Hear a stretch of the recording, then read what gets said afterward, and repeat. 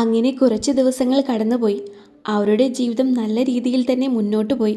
പിണക്കങ്ങളും ഇണക്കങ്ങളും തമാശകളും അവരുടെ ജീവിതത്തിൽ കൂടെ ഉണ്ടായിരുന്നു. ധ്രുവനും ആദിയും സ്റ്റാലിനും ആകാശും എബിയും കൂടെ ആ സൂപ്പർമാർക്കറ്റ് അവിടെ തുടങ്ങി. വിചാരിച്ചതിലും കൂടുതൽ കച്ചവടമായിരുന്നു അവർക്ക് കുറച്ച് ദിവസം കൊണ്ട് തന്നെ കിട്ടിയത്. അതുപോലെ തന്നെ സ്റ്റാലിൻ്റെയും ആകാശിൻ്റെയും ബിസിനസ് അതിനകത്ത് നടന്നുകൊണ്ടിരുന്നു. ധ്രുവൻ്റെയും ആദിയുടെയും ട്രാൻസ്ഫർ ശരിയായിട്ട് കിട്ടി. ഇനി അവർക്ക് ജോലിക്ക് കയറണം. മൗനിയുടെ അച്ഛനോടും അമ്മയോടും സംസാരിച്ചിട്ട് ഒരു തീരുമാനത്തിലെത്തി. മൗനിയെ അവരുടെ വീട്ടിലേക്ക് കൊണ്ടുവന്നു. മൗനി എബിയുടെ അസിസ്റ്റൻ്റായിട്ട് ജോയിൻ ചെയ്തുവെങ്കിലും വലിയ രീതിയിലുള്ള മിണ്ടാട്ടമില്ല. അജു നല്ല രീതിയിൽ ക്ലാസ്സിൽ പോയിക്കൊണ്ടിരുന്നു. ഒരു മടി തുടക്കത്തിലുണ്ടായിരുന്നുവെങ്കിലും ഇപ്പോഴില്ല. പ്രണയമായിരുന്നു ആ 4 ജോഡികളിലും നിറഞ്ഞു നിന്നത്. അതിലൂടെ അവർ മുന്നോട്ടു പോയി. എന്നാൽ മൗനി മാത്രം ഒരു അവസരം കാത്തിരിക്കുകയാണ്. ആ അവസരം വന്നാൽ എബിക്ക് പണി കൊടുക്കും. കുഞ്ഞിയോട് സംസാരിക്കാൻ അവസരം വന്നിട്ടും അജു വലിയ രീതിയിൽ സംസാരിക്കാൻ പോയില്ല. ഇന്നാണ് ധ്രുവനും ആദിക്കും പാലക്കാടുള്ള സ്റ്റേഷനിൽ ജോയിൻ ചെയ്യേണ്ടത്. അതിനുവേണ്ടിയുള്ള ഒരുക്കത്തിലാണ് ധ്രുവൻ. ദേവു അവൻ്റെ അടുത്തേക്ക് ഒരു ചിരിയോടെ വന്നു.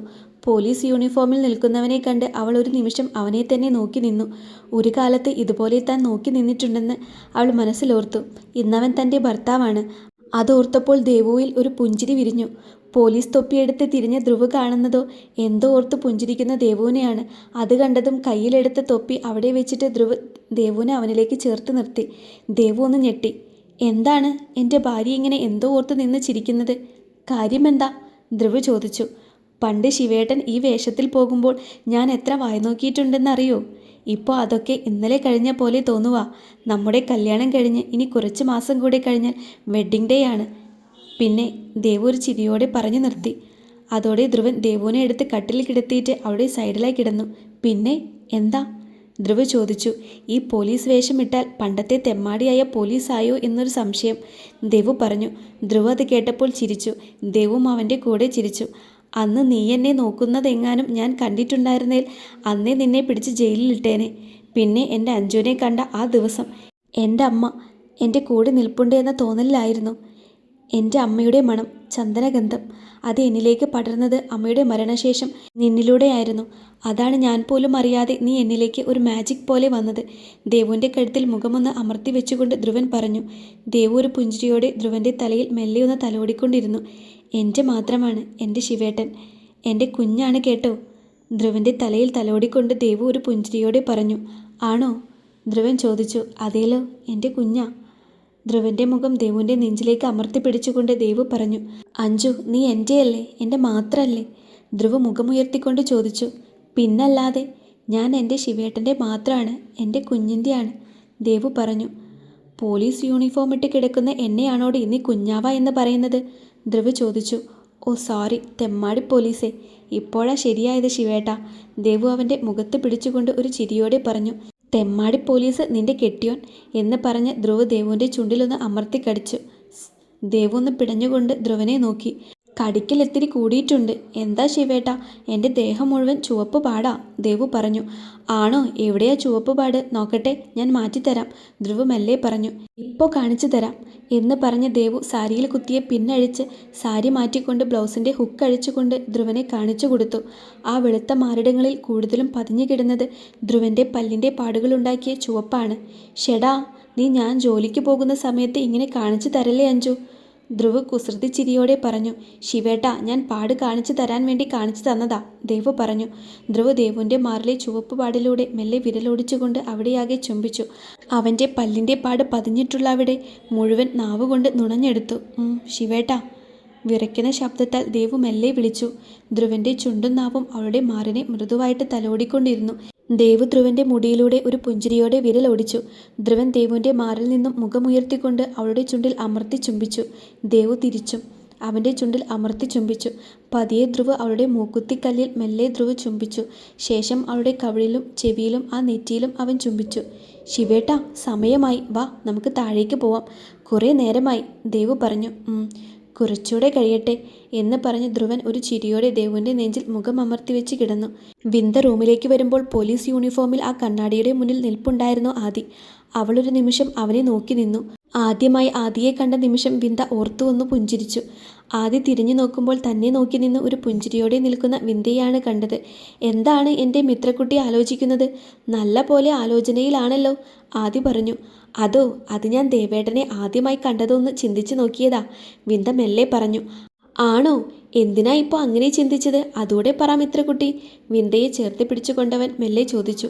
അത് എന്താണെന്ന് വെച്ചാൽ നമ്മുടെ കല്യാണം കഴിഞ്ഞ അന്ന് തൊട്ട് ദേവേട്ടൻ യൂണിഫോം ഇട്ട് കണ്ടിട്ടില്ലല്ലോ, അപ്പോൾ ഒന്ന് ഓർത്തു നോക്കിയതാ, വിന്ദ പറഞ്ഞു. ആണോ? എന്നിട്ടിപ്പോൾ എങ്ങനെയുണ്ട്? ഒന്ന് നോക്കിയിട്ട് പറഞ്ഞേ, ആദി പറഞ്ഞു. വിന്ദ ആദിയിൽ നിന്നും അകന്നു നിന്നുകൊണ്ട് അവനെ ഒന്ന് സൂക്ഷിച്ചു നോക്കി. ആ മീശ ഒന്ന് പിരിച്ചു വെച്ചേ ദേവേട്ടാ, വിന്ദ പറഞ്ഞു. ഒരു മിനിറ്റ് എന്ന് പറഞ്ഞ് ആദി മീശ പിരിച്ചു വെച്ചു. ഈ കൂളിംഗ് ഗ്ലാസ് കൂടെ വെച്ച് നോക്കട്ടെ, ഒരു ഇത് വരട്ടെ, വിന്ദ പറഞ്ഞു. അതോടെ ആദി ചിരിച്ചുകൊണ്ട് കൂളിംഗ് ഗ്ലാസ് എടുത്ത് വെച്ചു വിന്ദയുടെ മുന്നിൽ നിന്നു.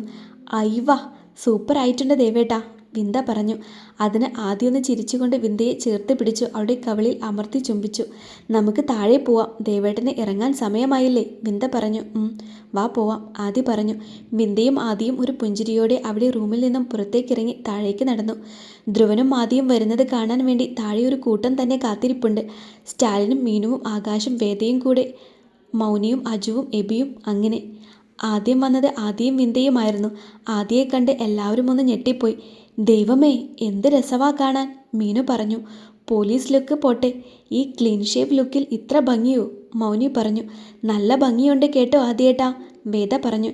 എൻ്റെ മോനെ, ഞാൻ നിന്നെ ഒന്ന് ശരിക്ക് കണ്ടോട്ടെ, എന്ത് രസാ കാണാൻ, സ്റ്റാലിൻ പറഞ്ഞു. നമുക്കൊരു സിനിമ പിടിച്ചാലോ, ആകാശ് ചോദിച്ചു. എല്ലാവർക്കും കൂടെ താങ്ക്സ്, ആദി പറഞ്ഞു. അത് കേട്ട് എല്ലാവരും ചിരിച്ചുകൊണ്ട് നിൽക്കുമ്പോഴാ ധ്രുവൻ്റെ അവിടേക്കുള്ള വരവ്. ദേ വരുന്നു അടുത്ത മുതൽ, എബി പറഞ്ഞു. എൻ്റെ ദൈവമേ, എനിക്ക് വയ്യ, അജു പറഞ്ഞു. ധ്രുവേട്ട, ഒന്നും പറയാനില്ല, അടിപൊളി, മൗനി ഒരു ചിരിയോടെ പറഞ്ഞു. ഇത്രയും ലുക്കുണ്ടായിരുന്നോ എൻ്റെ ഏട്ടന്, സൂപ്പറാണ് കേട്ടോ, മീനു പറഞ്ഞു. അതെ, അടിപൊളി, വേദ പറഞ്ഞു. സൂപ്പർ, വിന്ദയും പറഞ്ഞു. ഒരു രക്ഷയില്ല, സ്റ്റാലിനും പറഞ്ഞു. ആദ്യം പറഞ്ഞതുപോലെ എല്ലാവർക്കും താങ്ക്സ് കേട്ടോ, ധ്രുവൻ പറഞ്ഞു. അപ്പോൾ ധ്രുവ, നമുക്ക് ഇറങ്ങിയാലോ, ആദ്യ ചോദിച്ചു. ആ, ഇറങ്ങാം, ധ്രുവൻ പറഞ്ഞു. അങ്ങനെ എല്ലാവരോടും യാത്ര പറഞ്ഞിട്ട് അവർ രണ്ടുപേരും അവിടെ നിന്നും പോലീസ് സ്റ്റേഷനിലേക്ക് പോയി. അവർ പോകുന്നത് നോക്കി എല്ലാവരും അവിടെ തന്നെ അങ്ങനെ നിന്നിരുന്നു. മൗനി, ഇനി മുതൽ നീ എബിയുടെ കൂടെ കാറിൽ പോയാൽ മതി, സ്റ്റാലിൻ പറഞ്ഞു. ചേട്ടാ, അത്, എബി പറഞ്ഞു മുഴുവനാക്കുന്നതിന് മുന്നേ ആകാശ് കൈകൊണ്ട് കാണിച്ചു. സ്റ്റാലിനും ഞാനും ഇന്ന് വേറെയൊരു സ്ഥലം വരെ പോവാ, അതുകൊണ്ട് ഇന്ന് മൗനിയെ നീ വേണം കൊണ്ടുപോവാൻ, കേട്ടല്ലോ, ആകാശ് പറഞ്ഞു. മൗനിക, ബാഗ് എടുത്തിട്ട് വാ, എബിൻ പറഞ്ഞു. അതോടെ മൗനി എല്ലാവരെയും നോക്കിക്കൊണ്ട് അകത്ത് പോയി ബാഗ് എടുത്ത് വന്നു. അവൾ വന്നത് കണ്ടതും എബി ഒന്നും മിണ്ടാതെ അവിടെ നിന്നും കാറിൻ്റെ അടുത്തേക്ക് പോയി. മൗനി പിന്നെ എബി അടുത്തുണ്ടെങ്കിൽ സൈലൻ്റ് ആണ്, അതുകൊണ്ട് അവളും ഒന്നും മിണ്ടാതെ അവൻ്റെ കൂടെ കാറിൽ കയറിപ്പോയി. പരസ്പരം ഒന്നും മിണ്ടാതെയാണ് എബിയും മൗനിയും കാറിലിരിക്കുന്നത്. എബിക്ക് മൗനിയുടെ സാന്നിധ്യം ഒട്ടും ഇഷ്ടപ്പെടുന്നില്ലായിരുന്നു. അവൻ വണ്ടി ഒരു സൈഡിലേക്ക് ഒതുക്കി നിർത്തി ഒന്ന് പുറത്തേക്ക് നോക്കി. മൗനി അവനെയും നോക്കി. എനിക്ക് നിൻ്റെ ഈ പ്രസൻസ് ഒട്ടും ഇഷ്ടമല്ല, എനിക്കത് തീരെ പിടിക്കുന്നില്ല, ഡ്രൈവിങ്ങിൽ ശ്രദ്ധിക്കാൻ പറ്റുന്നില്ല. ഇവിടെ നിന്ന് ഓട്ടോ കിട്ടും, നിനക്ക് ബുദ്ധിമുട്ടാവില്ല എങ്കിൽ ഓട്ടോയിൽ വരുമോ, എബി ചോദിച്ചു. എനിക്കും നിങ്ങളുടെ കൂടെ ഇരിക്കാൻ ആഗ്രഹം മൂത്തൊന്നും അല്ല, എന്നോട് എൻ്റെ ചേട്ടൻ പറഞ്ഞത് കാരണമാണ്.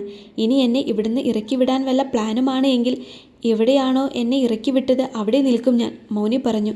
നിനക്ക് എന്താ പറഞ്ഞാൽ മനസ്സിലാവില്ലേ, എനിക്ക് നിന്നെ ഇഷ്ടമല്ല, എബി പറഞ്ഞു. ഷെടാ, ഞാൻ പറഞ്ഞോ എനിക്ക് നിങ്ങളെ ഇഷ്ടമാണെന്ന്, എനിക്ക് നിങ്ങളെയും ഇഷ്ടമല്ല, മൗനി പറഞ്ഞു. അതോടെ എബി ഒന്നും മിണ്ടാതെ വണ്ടിയെടുത്തു. മൗനി അവനെ ഒന്ന് നോക്കി പുച്ഛിച്ചുകൊണ്ട് പുറത്തേക്ക് നോക്കി അങ്ങനെയിരുന്നു. അരമണിക്കൂറിനുള്ളിൽ അവർ ഷോപ്പിലെത്തി. മൗനി വേഗം ഇറങ്ങി. അവൾ വേഗം ലിഫ്റ്റിൽ കയറുമെന്ന് മനസ്സിലാക്കിയ എബി അവൾക്ക് പിന്നാലെ ഓടി. മൗനി കയറിയതിനൊപ്പം തന്നെ എബിനും കയറി. അതോടുകൂടെ ലിഫ്റ്റ് ഡോർ അടഞ്ഞു. രണ്ടാളും അതിനുള്ളിലായി പോയിരുന്നു. ഷെടാ, നിങ്ങൾക്കിത് എന്തുവാ, എന്തിനാ എൻ്റെ കൂടെ ഇതിലേക്ക് ഇങ്ങ് വലിഞ്ഞു കയറി വന്നത്, ഞാൻ കയറിപ്പോയിട്ട് വന്നാൽ പോരായിരുന്നോ, ഞാൻ ഒപ്പം കാറിൽ വന്നാൽ കുഴപ്പമാണ്, മൗനി പറഞ്ഞു. അപ്പോഴേക്കും ലിഫ്റ്റ് ഓപ്പൺ ആയിരുന്നു. എബി വേഗം തന്നെ ഇറങ്ങിപ്പോയിരുന്നു. എബിയുടെ ക്യാബിൻ്റെ ഒരു സൈഡിലായിരുന്നു മൗനിയും ഇരിപ്പുണ്ടായിരുന്നത്. അവൾ അവളുടെ സീറ്റിൽ പോയി കുറച്ചു നേരം ഇരുന്നു. കുറേ ബിൽ ശരിയാക്കാനുണ്ടായിരുന്നു, അത് സെറ്റാക്കാൻ വേണ്ടിയിരുന്നു. മൗനിക, എബി അവളുടെ അടുത്ത് വന്ന് വിളിച്ചു. മൗനി മുഖമുയർത്തി എബിയെ നോക്കി. ഇനി എന്തേലും പണിയായിരിക്കുമെന്ന് അവൾക്കറിയാമായിരുന്നു. നീ ഇന്ന് ക്യാബിൻ വർക്ക് ചെയ്യണ്ട, പോയി സ്റ്റാഫുകളുടെ യൂണിഫോം ഇട്ടിട്ട് സാധനങ്ങൾ എടുത്തു കൊടുക്കുന്ന വർക്ക് ചെയ്യൂ, എബി പറഞ്ഞു. മൗനി, വാ, ഞാനുമുണ്ട്, അവിടേക്ക് വന്ന രാഹുൽ ഒരു ചിരിയോടെ വിളിച്ചു. അതോടെ മൗനിയുടെ മുഖം വിടർന്നു. അവൾ തുറന്ന ആ ഫയൽ അടച്ചു വെച്ചുകൊണ്ട് വേഗം എഴുന്നേറ്റു. രാഹുൽ, നിനക്ക് ജോലിയില്ലേ, പോയി നിന്റെ ആ ജോലി നോക്ക്, എബി പറഞ്ഞു. അതോടെ രാഹുൽ മൗനിയെ നോക്കിയിട്ട് ചിരിച്ചിട്ട് ആ ഭാഗത്തു നിന്നും പോയി. എബിൻ സാർ, മൗനി വിളിച്ചു. എന്താ മൗനിക, എബി ചോദിച്ചു. സാർ ഒന്ന് മാറി തന്നാൽ എനിക്ക് സ്റ്റാഫ് റൂമിലേക്കൊന്ന് പോവായിരുന്നു, മൗനി പറഞ്ഞു. എവിടേക്ക്? എബി ചോദിച്ചു. എന്താ ഇത്? സാറല്ലേ ഇപ്പോൾ പറഞ്ഞേ ഇന്നെനിക്ക് സ്റ്റാഫ് വർക്കാണ് എന്ന്? മൗനി പറഞ്ഞു. ആ, എന്നിട്ട് വേണം നിനക്ക് ആ രാഹുലുമായിട്ട് കുറുകാൻ, എബി പറഞ്ഞു. ദേ, അന്ന് എന്നെ തല്ലിയ പോലെ ഇപ്പോൾ എനിക്ക് തല്ലാൻ അറിയാഞ്ഞിട്ടല്ല, ബോസായിപ്പോയി, മൗനി പറഞ്ഞു. അതോടെ എബി ഒന്നും മിണ്ടാതെ തിരിഞ്ഞതും അവിടെയുള്ള ഒരു തൂണിൽ പോയി നെറ്റിയിടിച്ചു. അമ്മേ എന്ന് വിളിച്ചുകൊണ്ട് എബി നെറ്റിപ്പൊത്തി നിന്നു. അത് കണ്ട് മൗനി വായ്പൊത്തിപ്പിടിച്ച് കുറേ നേരം ചിരിയായിരുന്നു. അവസാനം ചിരി അടക്കി പിടിച്ച് എബിയുടെ മുന്നിൽ പോയി നിന്നു. എന്ത് പറ്റി സാർ? മൗനി ചോദിച്ചു. എന്താ പറ്റിയതെന്ന് നീ കണ്ടതല്ലേടി? എബി നെറ്റിപ്പൊത്തി പിടിച്ചുകൊണ്ട് പറഞ്ഞു. നോക്കി നടക്കണ്ടേ എബിൻ സാർ എന്ന് പറഞ്ഞ് മൗനി അവൻ്റെ കൈപിടിച്ച് എബിൻ്റെ ക്യാബിനിൽ അവൻ്റെ ചെയറിൽ കൊണ്ടുപോയി ഇരുത്തിച്ചു. ശേഷം അവൾ അവൻ്റെ മുന്നിൽ നിന്നുകൊണ്ട് എബിൻ പൊത്തിപ്പിടിച്ച് അവൻ്റെ നെറ്റിയിലേക്ക് നോക്കി. എബിൻ സാർ, ഈ കൈയൊന്ന് മാറ്റുമോ? മൗനി മെല്ലെ ചോദിച്ചു. നീയൊന്ന് പോയേ, എബി പറഞ്ഞു. ഒന്ന് മാറ്റിക്കേ എന്ന് പറഞ്ഞ് മൗനി എബിൻ്റെ കൈ അവൾ പിടിച്ചു മാറ്റി. നെറ്റി പൊട്ടി ചോര വരുന്നുണ്ട്, മൗനി പറഞ്ഞു. അതിനെന്താ, വന്നമെടുത്താൽ ചോര പോവും. നീ നിന്റെ ജോലി നോക്ക്, എബി പറഞ്ഞു. പക്ഷേ മൗനി അവിടെയുണ്ടായിരുന്ന ഫസ്റ്റ് എയ്ഡ് പെട്ടി തുറന്ന് ഇത്തിരി പഞ്ഞിയെടുത്ത് അവൻ്റെ നെറ്റിയിൽ ബ്ലഡ് ഒപ്പിക്കൊടുത്തു. ഒരാൾക്കൊരു അപകടം വന്നാൽ സഹായിക്കണം, അത് എത്ര വലിയ ശത്രു ആണെങ്കിലും, മൗനി പറഞ്ഞു. അവൾ വേറെ ഒരു പഞ്ഞിയിൽ ഇത്തിരി ഡെറ്റോൾ ഇട്ട് എബിയുടെ നെറ്റിയിൽ വെച്ചു. ആ, എബി ഒന്ന് എരിവ് വലിച്ചു. നീറ്റിലുണ്ടോ? മൗനി ചോദിച്ചു. എബി പറഞ്ഞു. സാരല്ല എന്ന് പറഞ്ഞ് മൗനി ആ മുറിവിൽ ഒന്ന് മെല്ലെ ഊതി. എബിൻ മൗനിയുടെ മുഖത്തേക്കൊന്ന് നോക്കിക്കൊണ്ട് പെട്ടെന്ന് തന്നെ മുഖം തിരിച്ചു. ശേഷം അവൾ ഒരു ബാൻഡേജ് എടുത്ത് അവൻ്റെ നെറ്റിയിൽ ഒട്ടിച്ചു കൊടുത്തു. കണ്ണ് മുഖത്ത് വെച്ച് നടക്ക്, ഇല്ലെങ്കിൽ ഇങ്ങനെ മുറിവൊക്കെ ഉണ്ടാകും എന്ന് പറഞ്ഞ് മൗനി പോയി. എന്തോ അന്ന് ആദ്യമായി കുറച്ചു നേരം കൂടെ അവൾ ഇവിടെ നിന്നിരുന്നുവെങ്കിൽ എന്ന് എബിക്ക് തോന്നിപ്പോയി. മൗനിക്ക് ചിരി വരുന്നുണ്ടായിരുന്നു. അവൾ ചിരി കടിച്ചു പിടിച്ചുകൊണ്ട് അവളുടെ സീറ്റിൽ പോയിരുന്നു കൊണ്ട് അവളുടെ വർക്ക് നോക്കാൻ തുടങ്ങി. എബിയുടെ കണ്ണുകൾ മൗനിയുടെ നേരെ അന്ന് ആദ്യമായി പാഞ്ഞുകൊണ്ടിരുന്നു. എന്നാൽ ഇതൊന്നും മൗനി ഒരു വട്ടം പോലും കണ്ടില്ല. അങ്ങനെ വൈകുന്നേരത്തോടെ ധ്രുവനും ആദിയും ആ പോലീസ് ജീപ്പിൽ വീട്ടിൽ വന്നിറങ്ങിയിരുന്നു. അവരെ കാത്തിട്ടെന്ന പോലെ ദേവും വിന്ദയും കൂടെ മീനു, വേദയും അജുവും ഉണ്ടായിരുന്നു. സ്റ്റാലിനും ആകാശും വന്നില്ലേ? ധ്രുവൻ ചോദിച്ചു. അവരിപ്പോൾ വരും എന്ന് പറഞ്ഞിട്ടുണ്ട് ഏട്ടാ, വിളിച്ചു നോക്കിയിരുന്നു, മീനു പറഞ്ഞു. അതല്ല, എവിടെ കീരിയും പാമ്പും? ഇവിടെ കാണാനില്ലല്ലോ, എവിടെ? ആദി അവിടെ ഇരുന്നു കൊണ്ട് ചോദിച്ചു. വന്നിട്ടില്ല, മിക്കവാറും എബി തനിച്ചായിരിക്കും വരുന്നേ. മൗനിയെ എവിടെയെങ്കിലും കൊണ്ട് കളഞ്ഞു കാണും. അവൻ്റെ സ്വഭാവം വെച്ച് എബി അങ്ങനെ ചെയ്യാൻ നല്ല സാധ്യതയുണ്ട്, അജു പറഞ്ഞു.